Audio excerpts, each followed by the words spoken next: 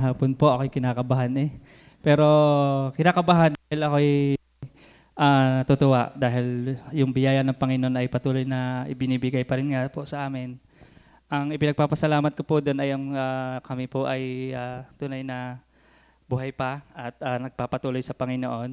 At ang ipinagpapasalamat ko rin po ay kami ng aking pamilya ay tunay na katulad po nito, ang aking anak ay nasa ano po, kasama siya doon sa may award po. Kaya biyaya ng Panginoon na sa kabila ng mga sa mundong ito na maraming hadlang, pero nandoon po na talagang nandoon ang pagkilos, nandoon ang kamay ng Panginoon sa aming pamilya. Maging sa aking trabaho, bagamat may mga panibagong pagbabago, kaya nung kay brother, sa akin naman po ay pagbabago para naman ma-improve pa raw po ang aming ano. Pero hindi ko po, kumbaga po ay may promotion pero apektado po ang linggo. Hindi ko tinanggap. Pero nandun po na naunawaan naman nila yung aking sitwasyon po pagdating sa trabaho. And then dun pa rin po sa position na yon na yung oras ay di na, kumbaga, ako po yung nag-a-adjust para po ang Sunday hindi maapektuhan po.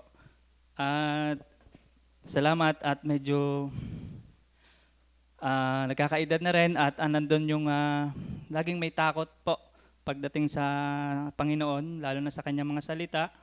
Kaya sabi ko sa aking pamilya, iba talaga po kapag ang ating buhay ay laging nasa Panginoon dahil yung nangyayari po sa paligid, nagiging yun para mas lalo akong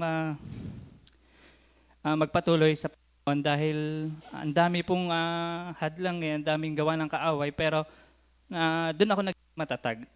Yung mga issue na pangmundo lamang, lagi ko iniisip kung ano ba talaga yung ikalulugod ng Panginoon sa akin bilang isang Kristiyano.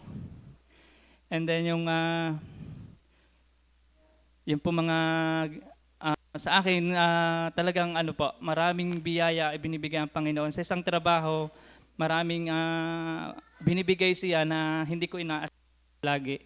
Kaya iba po talaga pagka ikaw ay nagtatapat sa Panginoon, nandun yung unlimited ang kanyang mga biyaya sa akin at sa aking pamilya. At sa aking patuloy rin po ako nagpasalamat sa kabila ng aking mga kapatid sa aking mismong side ay nandun po na ang salita ng Panginoon madalas lagi kong iniisip na mahalaga ang magbahagi ng salita ng Panginoon kaysa dun sa mga bagay na ang pag-uusapan ay mga nangyayari lang sa mga buhay na pangmundo rin lamang naman. Pero hindi ko ho yun, katulad po may mga issue na sila ay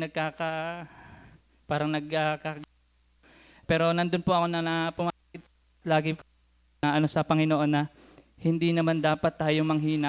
May mga problema. Hindi nawawala yan. Pero yung tayo ay, ang problema kasi natin, tayo ay malayo sa Panginoon pagka ganon. Kaya ang problema natin, dapat alisin yan at tayo mag-focus lang sa salita ng Panginoon. Kaya biyaya po na may mga nababahaginan po na tunay na parang iba daw po ang aking mga sinasabi. Pero magiging iba ka talaga pagka ang inuna mo talaga ay Panginoon. At mas lalo kang iaangat niya, basta siya lang lagi ang iyong sasandigan kung anumang problema. At sabi nga nila, bakit daw ako parang relax lang pagdating sa trabaho, maraming issue, maraming concern ng mga pamilya na si-servicean po namin.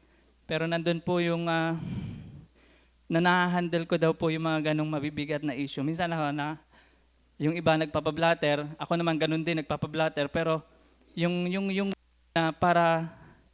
para maging maayos po, maging settled po yung problema sa company and then sa pamilya, madalas na papablatter nga po.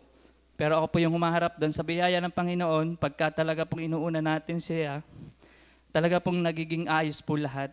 At yun po ay pinagpapasalamat ko rin sa Panginoon yung mga ganong sitwasyon dahil hindi po lahat na-handle yung mga mabibigat na isyong katulad po ng pagdating sa mga pagpera na po talaga pinag-uusapan.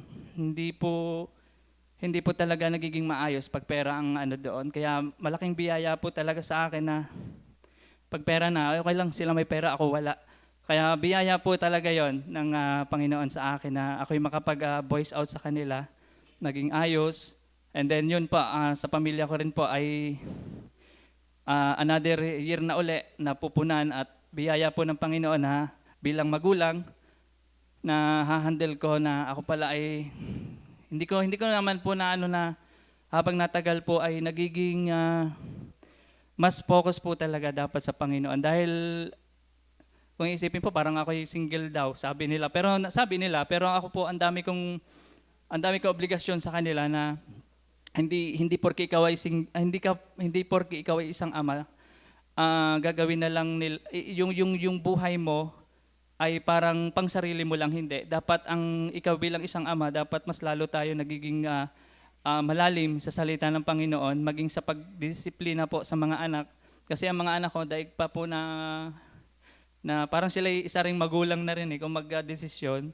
Hindi minsan mapaliwanagan po. Hindi, kailangan talaga po ang pagpapaliwanag sa mga anak din po. Nandoon yung iisa-isahin mo para maunawaan nila na hindi ka pwede sa ganito, hindi ka pwede sa ganon, kundi nahahandle naman po yung ganong mga issue. Kasi ang mga bata ngayon matatalino na po eh.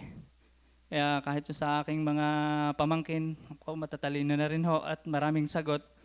Maraming tanong, maraming sagot, kaya nahirapan po. Yun, at sa biyaya po ng Panginoon, talagang ang papuri po ay sa Panginoon lamang. Wala po, talagang ako po ay masaya sa Panginoon. Kakasunod. Salamat po.